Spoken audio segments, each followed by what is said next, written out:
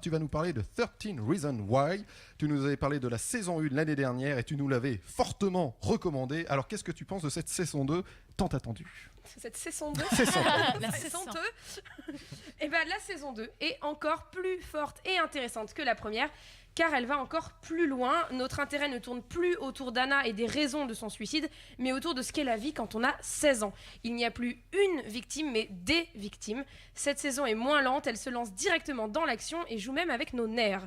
Là où la saison 1, on connaissait complètement l'issue et la fin, puisque c'était le pitch, une adolescente qui met fin à ses jours, ici on est dans le noir complet. On n'a aucune idée de la réaction de chaque personnage et de ce que va faire la justice américaine du procès sur lequel se clôt la saison précédente.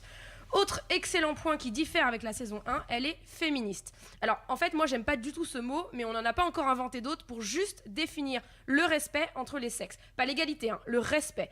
Elle est donc féministe entre guillemets, pas parce qu'elle ose montrer toutes ses victimes féminines, mais parce qu'elle leur donne la parole et parce que leur nombre frôle l'indécence, comme dans la vraie vie finalement.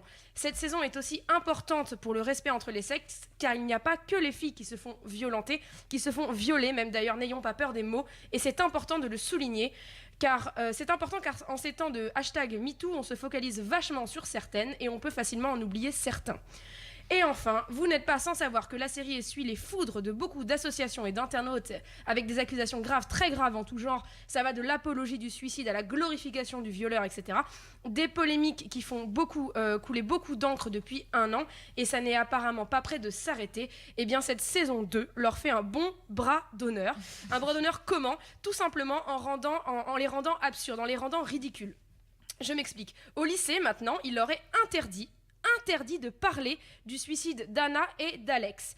Alors, c'est-à-dire qu'on est dans un lycée qui s'appelle Liberty, pour ceux qui ne suivent pas la série, et que 2 camarades ont porté atteinte à leur vie, et personne n'a le droit d'employer le mot suicide, même d'en parler sous peine de sanction. C'est complètement absurde en 2018. Ça nous rappelle un peu Footloose, cette ville où on n'avait pas le droit de danser. C'est véritablement une dénonciation par l'absurde, une dénonciation de toute la polémique qui ne cesse de gonfler autour de cette série.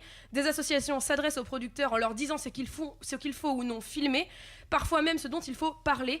D'ailleurs, comme si 13 Reasons Why était précurseur en matière de suicide adolescent et de viol, je les invite donc à regarder beaucoup des films des années 90.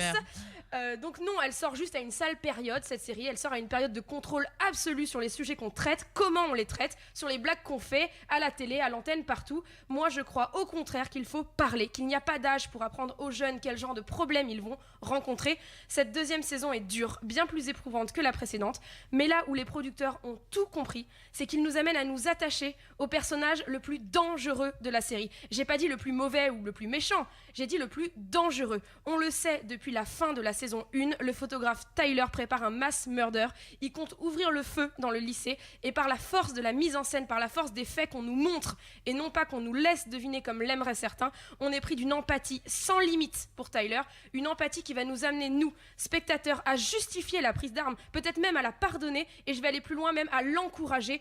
Voilà la force de cette série qui divise. Au lieu d'apaiser la polémique et de calmer les esprits, elle a foutu un énorme coup de pied dans la fourmilière et à mon sens, c'est exactement ce qu'il fallait faire. Et puisqu'un des gros sujets de cette saison 2, je vous l'ai dit, est une potentielle tuerie en milieu scolaire, je vais finir cette chronique sur un bon mot que peut-être seuls les cinéphiles comprendront. On ne doit pas ignorer l'éléphant dans la pièce. Merci.